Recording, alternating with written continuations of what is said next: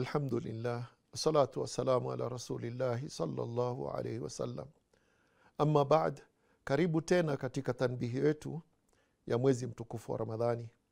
Ndugu mtazamaji wa idhaa ya Horizon, katika tanbihi iliyopita tuliweza kukumbushana fadhila za kufuturishana, ambapo Mtume sallallahu alayhi wasallam ametuambia kuwa atakayemfuturisha aliyefunga basi atapata ujira sawa na ujira wa yule aliyefunga, isipokuwa ujira wa yule aliyefunga hautapungua.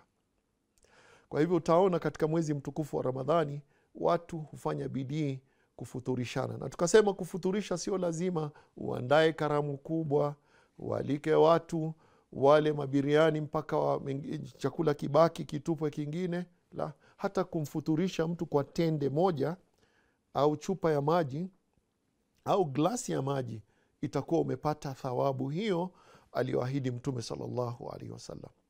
Katika tanbihi ya leo itakuwa najikumbusha mimi mwenyewe na najitahadharisha na ninawatahadharisha ndugu zangu Waislamu katika tanbihi ambayo anwani yake ni hatari ya israfu katika mwezi mtukufu wa Ramadhani.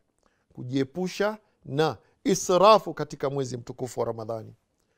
Ndugu yangu mtazamaji, tunajua katika mwezi mtukufu huu wa Ramadhani ibada kubwa ambayo tunafanya pamoja na ibada zile nyingine zozote ambazo kwa kawaida tunazifanya kama vile swala 5 na nyinginezo ni ibada ya saum. Lakini utaona kuwa mara nyingi huwa tunapoteza fadhila za mwezi mtukufu wa Ramadhani kwa sababu ya kutilia mkazo mambo ambayo kusema kweli hayana umuhimu sana, kama ile ibada ya kufunga na kusimama usiku, qiyamul layl, kusali tarawih, kusoma Qur'ani na kufanya dua na mengineyo. Ndugu mtazamaji, hili ambalo ninazungumzia ni kwa sababu ya yale ambayo tunayaona, munkar ambao tunauona katika mwezi mtukufu wa Ramadhani, munkar wa israf. Ndugu yangu Muislamu, tujiepusheni na munkar huwa Ramadhani. Itakuwa badala ya sisi kupata thawabu tunapata madhambi. Munkar wa israf. Mwenyezi Mungu Subhanahu wa Ta'ala anatuambia kulu washrabu wala tusrifu innahu la yuhibbul musrifin. Kuleni na mnywe, lakini msifanye israf, uharibifu au ubadhirifu. Kwa nini? Allah Subhanahu wa Ta'ala hapendi ubadhirifu. Utaona kuwa hata gharama zetu katika mwezi mtukufu wa Ramadhani badala ya kushuka inakuwa gharama zinakwenda juu, mpaka inafikia mahali mwezi mtukufu wa Ramadhani ukiisha utasikia mtu analia. Kwa nini? Madeni yamezidi au matumizi yake yamezidi. Kwa nini matumizi yetu yazidi katika mwezi mtukufu wa Ramadhani? Kwani tunakula zaidi? Kwani tuna mahitaji zaidi katika mwezi mtukufu wa Ramadhani? Ni kwa sababu ya israfu. Na tunafanya hiyo israfu mara nyingine mpaka inatuzuia kufanya ibada ambazo ndio muhimu katika mwezi mtukufu wa Ramadhani. Na ningependa kutoa tanbihi hii kwa wazee wenzangu, waume wenzangu, kwa sababu tunawashughulisha wake zetu, mama zetu, dada zetu kuandaa vyakula mpaka inafikia kuwa hawana muda wa kufanya ibada. Katika nyumba nyingi za Waislamu utakuta mama anaanza kuwasha majiko kabla ya salati dhuhur au baada ya salati dhuhur. Kwa sababu ya nini? Ni lazima aandae vyakula vingi, aina nyingi katika mwezi mtukufu wa Ramadhani, mpaka imekuwa kwa wasiokuwa sisi wanasema kwa lugha ya Kizungu, it is a month of feasting, not a month of fasting. Ni mwezi wa kusherehekea vyakula na sio mwezi wa kufunga. Ndugu yangu Muislamu, tujiepusheni na israfu katika mwezi mtukufu wa Ramadhani.